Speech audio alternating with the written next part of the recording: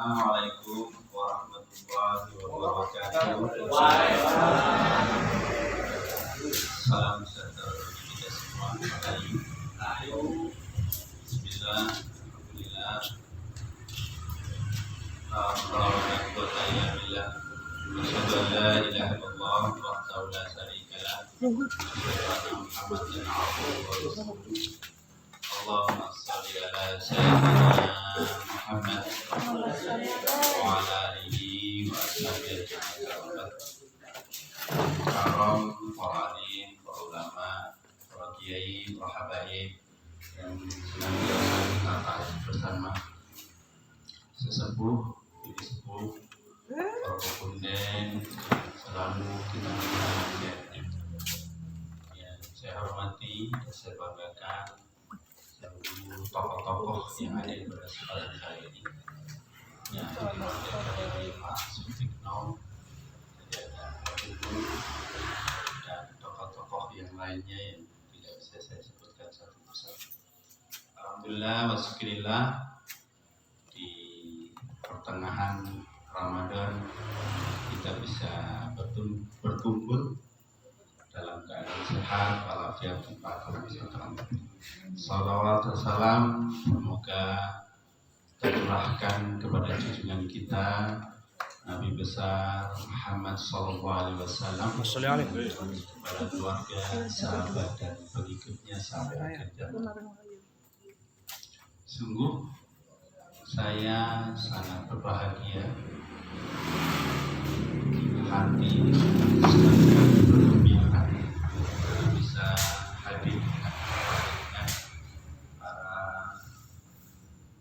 pelaku seni, para penerus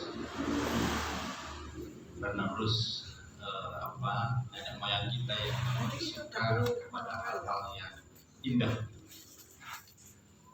Kalau yang bergelut di bidang seni, saya yakin sangat suka sekali kepada keindahan, karena yang disampaikan membuat orang gembira. Saya tidak pernah melihat katakanlah baik dari grup ataupun seni-seni yang lain, ketoprak dan sebagainya mengajak kita berantem, tetapi semuanya insya Allah mengajak kita gembira dan juga mengajak kita bersukacita, baik itu hubungannya dengan sesama maupun hubungannya dengan Tuhan yang Maha Kuasa. Keindahan ini memang luar biasa Bapak Ibu sekalian. Makanya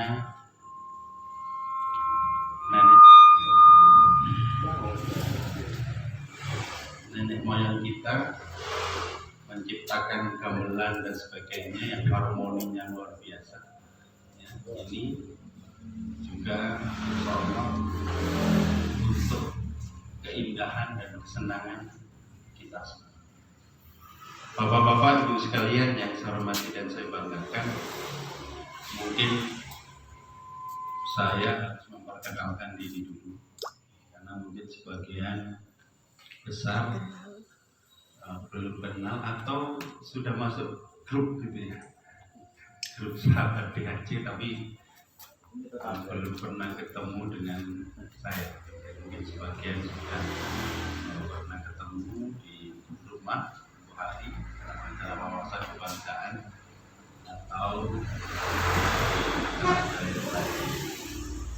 saya Budi Hadi Cahyono, asli Ambegeti, Arema asli.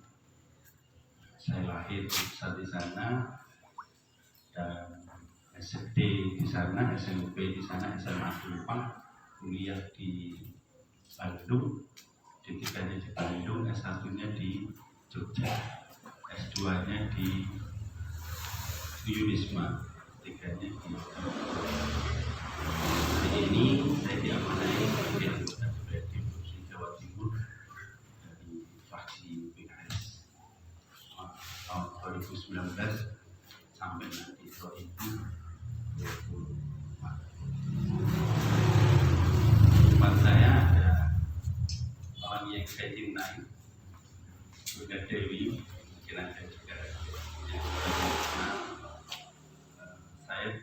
dapat beliau setelah saya kuliah dari Bandung. Pulang ke rumah malah dapat istri. Anaknya sekarang 4, alhamdulillah. Jadi saya menikah sejak tahun 94. Sejak mahasiswa saya nikah. Jadi saya diberi anak seorang tahun. Bapak-bapak, ibu sekalian yang saya hormati dan saya banggakan, temanya memang tema yang mungkin antik, ya. Tetapi hoax ini itu sesuatu yang hari ini sehari-hari kita sering kita ini hari ini tidak bisa memastikan berita itu benar atau tidak, karena tangan-tangan kita hari ini itu pasti memegang berita itu. Kalau era tahun 90-an, 2000-an, TV menjadi 50. Tetapi hari ini senangnya kode, kan senangnya orang seluruhnya senangnya memegang HP, dari anak yang masih balita sampai orang yang manula, semuanya senangannya pegang HP.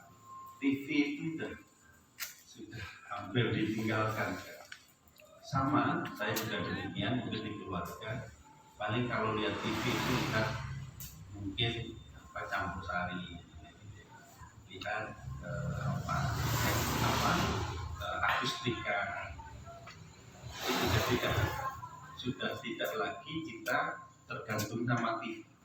Apalagi yang namanya koran, ya. Koran itu kita jualan sekali sudah. Hari ini kita membacanya.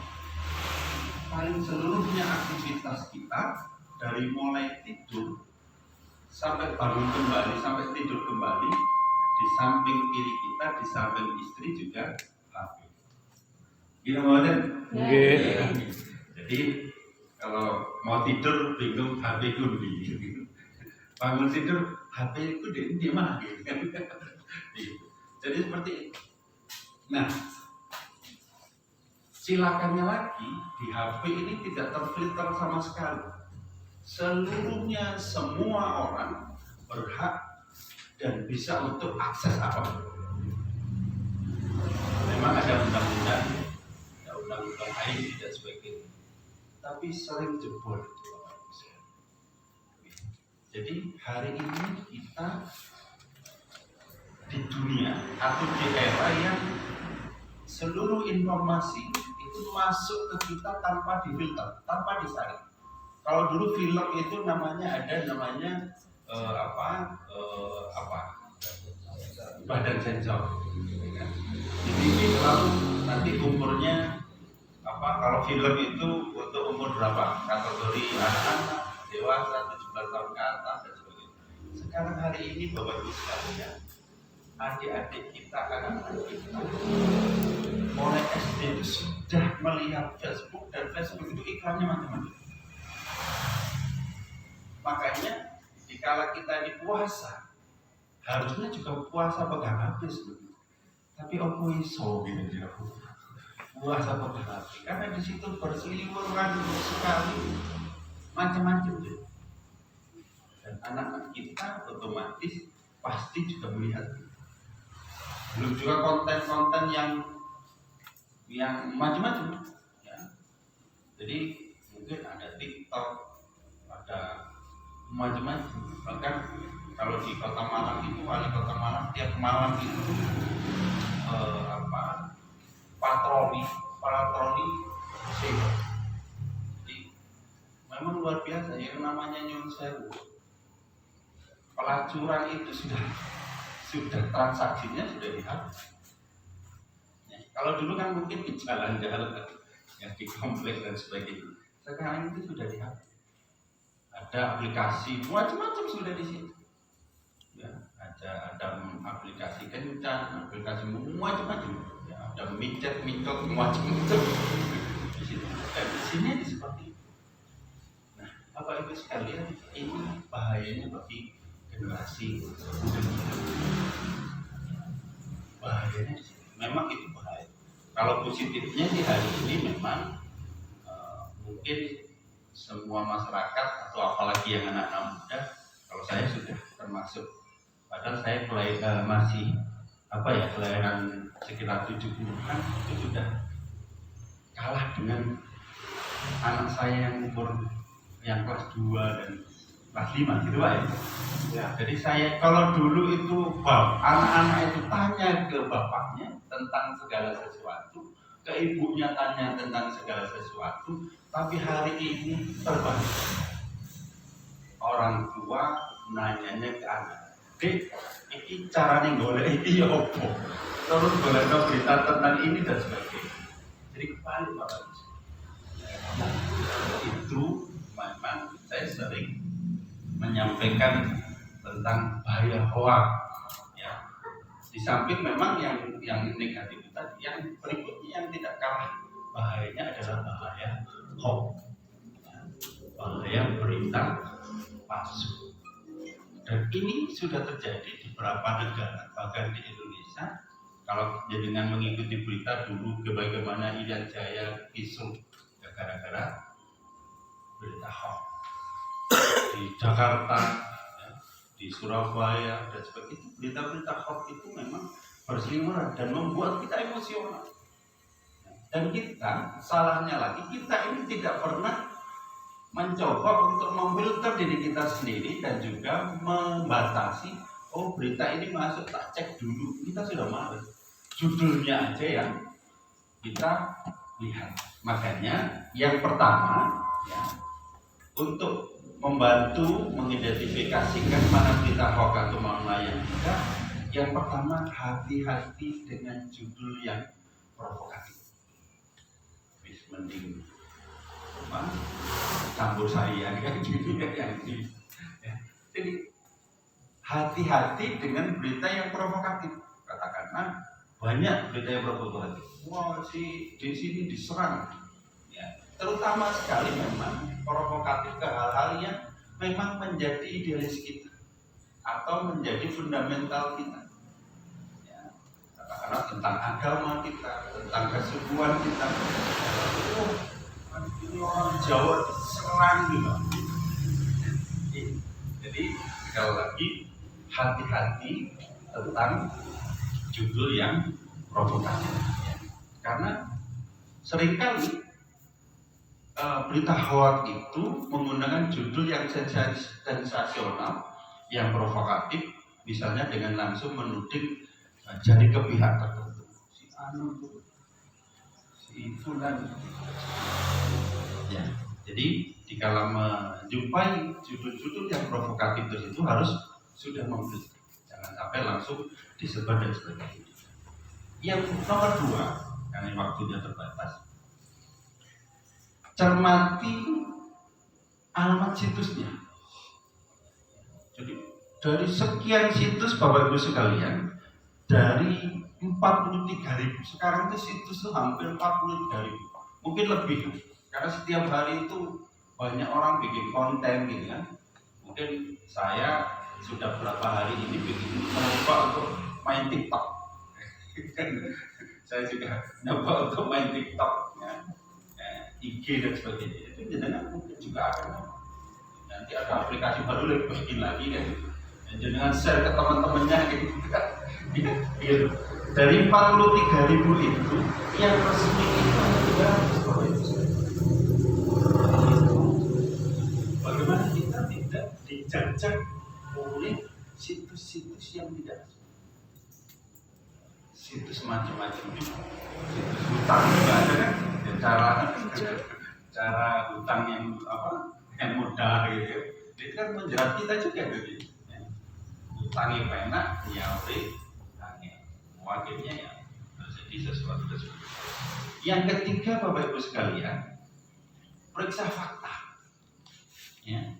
Jadi perhatikan dari mana berita itu berasal, siapa sumbernya, apakah itu dari institusi resmi seperti namanya dari KPK kah, dari Polri kah, dari Dinas Kebudayaan kah, dari pengungkap seperti ini harus yang betul. Jadi sebaiknya jangan cepat percaya apabila informasi itu berasal dari pegiat ormas, tokoh politik dan pengamat. Jadi kalau sama tokoh politik juga jangan percaya juga 100%. Karena takutnya itu dimanfaatkan dia untuk membunuh tokoh-tokoh politik yang lain. Jadi walaupun saya ini tokoh politik, ya insya Allah saya dengan menyebarkan, katakan memberikan saran tentang berita hoax ini, saya berharap saya juga tidak melakukan hal yang sama. Malu rasanya jika saya di share berita, apalagi untuk kepentingan pemenangan, hanya untuk membunuh orang lain, tapi menyebarkan fitnah dan hoax. Nanti pasti akan terjadi Bapak Ibu sekalian. Jadi jenengan katakanlah sudah menetapkan pilihan ke A gitu, ojo dipilih karena dia teroris macam-macam. Dia aliran kiri, aliran kanan, itu pasti seperti itu juga. Apalagi yang besar adalah tokoh-tokoh, apalagi gurui ini sudah di sama kiai, ulama dan sebagainya. Itu hanya sebenarnya waktu juga. Padahal kalau ditemuin, kalau ditabayuni ke tidak pernah mengatakan itu. Kadang-kadang dipotong gitu kan. Ya sering gitu. Jadi ceramahnya kayak gini, kayak mau ya saya barusan yang dipotong itu yang tadi itu. Jangan percaya kepada ulama. Nah, itu aja itu potong gitu kan. Ya, disebar. Itu Pak Dwi sama Pak Dwi nggak boleh percaya kepada karena untuk kepentingan jadi ini tolong jadi perhatian betul Bapak sekali. Terus yang berikutnya yang tidak kalah pentingnya adalah cek keaslian foto. Mungkin sekarang ada aplikasi Bapak Ibu. Jadi kadang-kadang ada gempa di David itu kemarin itu macam-macam itu kan langsung di-share kan ya. Ternyata ada jembatan, ya memang kalau jembatannya jebol gitu ya, tapi ada jembatan yang kali mancing yang seharusnya tidak jebol ya dijebolkan gitu ya, untuk menaikkan traffic. Jadi ada berita tentang apa langsung banjir di Malang gitu kan, langsung diangkat yang kira-kira memang untuk meningkatkan followernya, ya, untuk meningkatkan yang meningkat.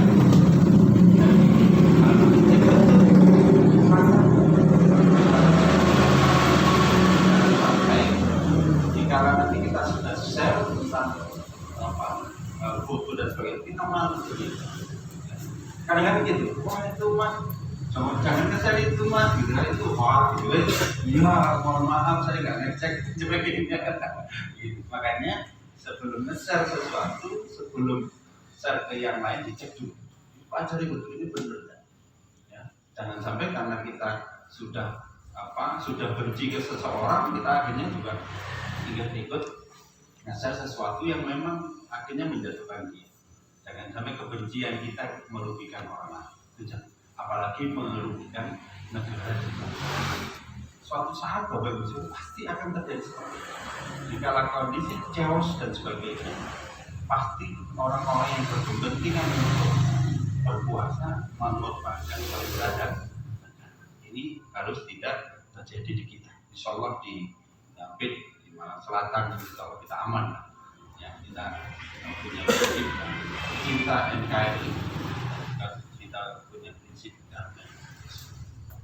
Yang terakhir Bapak Ibu sekalian, yang tidak kalah pentingnya adalah ikut grup-grup yang kira-kira membahas tentang hoax. Ini yang penting. Jadi grup-grup kita itu jangan grup aneh-aneh. Boleh sih grup aneh, tapi juga yang kira-kira di situ ada adminnya yang bagus, yang tidak, yang memang memfilter. Saya punya grup di Malang Raya ini, ada informasi Malang Raya itu adminnya pinter itu. Jadi kita langsung diperingatkan, jadi betul-betul di filter dan sebagainya. Dan yang tidak kalah pentingnya memang Bapak Ibu sekalian, jika kita menerima hoax, tidak ada salahnya kita melaporkan ke pihak yang berwajib. Jadi beberapa hal itu Bapak Ibu sekalian, kita berharap dengan kita memerangi berita-berita hoax, berita palsu itu, kita berharap kedamaian di negeri kita. Kita sudah sehari-hari sudah capek bekerja, dan sampai kita ini diprovokasi oleh orang-orang yang tidak bertanggung jawab agar negara ini menjadi negara yang tidak aman atau lingkungan kita minimal di sekitar kita menjadi lingkungan yang tidak aman. Mending kita kegiatan-kegiatan yang positif, kegiatan budaya ini saya apresiasi. Ini saya apresiasi betul kegiatan-kegiatan ini membuktikan kecintaan kita kepada budaya kita, dan insya Allah budaya dari nenek moyang kita tidak ada yang jelek. Semuanya digali dari kepribadian bangsa Indonesia, termasuk di dalamnya adalah Pancasila. Jadi kegiatan-kegiatan ini harus kita dukung. Makanya setiap ada kegiatan-kegiatan seni dan sebagainya, saya mendukung betul bahwa program yang saya akseskan ke APBD Jawa Timur, kayak kemarin ada salah satu kesenian yang saya inisiasi, kita datangkan 200 tokoh-tokoh seni mana lain, dan juga kegiatan kayak gini saya support. Yang kemarin ke Batik berdiri dengan kita, Batik saya support kegiatan ini kan yang mencintai budaya kita, mengembalikan budaya kita yang ini. Dan yang tidak kalah pentingnya Bapak Ibu sekalian, ayo ajak anak-anak muda kita untuk menjadi anak-anak muda kita untuk berkiprah di seni, agar nanti kita tidak kehilangan jejak terhadap sejarah yang memang luar biasa yang dibangun oleh nenek moyang kita. Mungkin itu Bapak Ibu sekalian, monggo kalau ada Bah, satu bah. Satu saja singkat bah. Ngapunten, kalau saya masuk PKS apa benar tidak boleh tahlilan, sholawatan, istighosah dan lain sebagainya bah? Terima kasih. Jadi PKS itu partai politik, ya, bukan bukan organisasi keagamaan.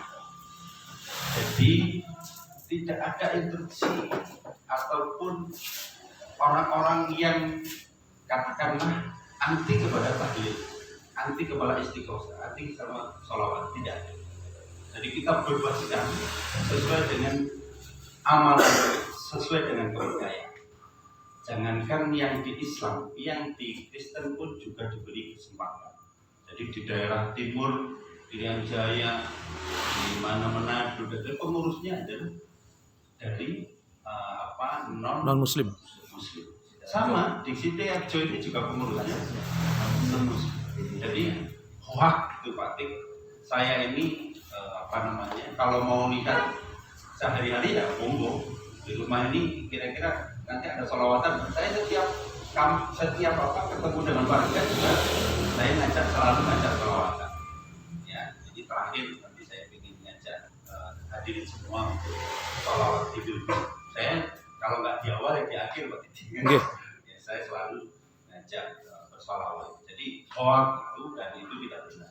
Jadi yang dilemparkan orang-orang yang tidak bertanggung jawab untuk mengadu domba antara partai Islam. Islam seperti itu. Terima kasih, Pak. Terima kasih, Pak. Yang lainnya monggo. Cukup? Cakap. Oke, cukup. Monggo terakhir saya ingin ngajak sholawat sama aja dengan semuanya. Kita sholawat di bil saja. Ada yang satu orang bisa dampingi saya? Satu orang? Monggo. Satu orang di depan? Monggo. Monggo, Bu. Nggih. Bu Pipit sing biasa selawatan. Nggih, monggo. Nggih, monggo.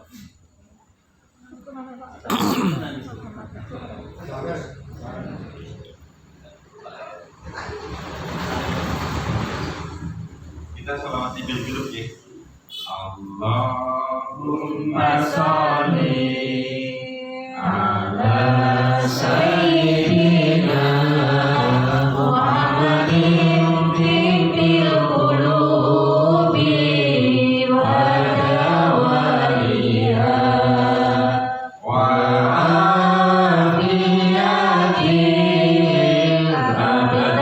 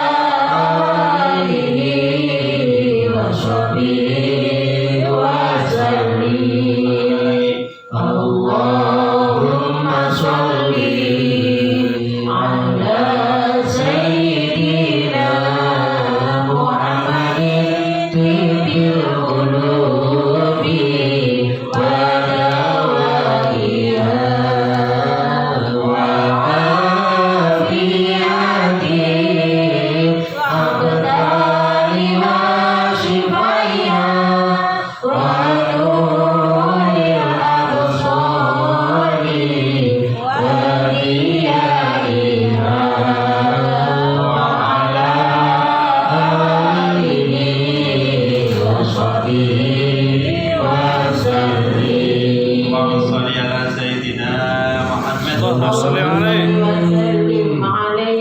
Semoga yang datang pada sore hari ini menjelang berbuka dimudahkan segala urusannya, dimudahkan melunasi utang-utangnya, diberi keluarga yang sakinah mawaddah warahmah, diberi anak yang soleh dan soleha. Pekan depan atau tahun ini semuanya keberkah semua. Dan beri husnul khotimah. Kurang lebihnya mohon maaf. Allahumma fiqil awami tarik. Wassalamualaikum warahmatullahi wabarakatuh. Waalaikumsalam warahmatullahi wabarakatuh. Untuk yang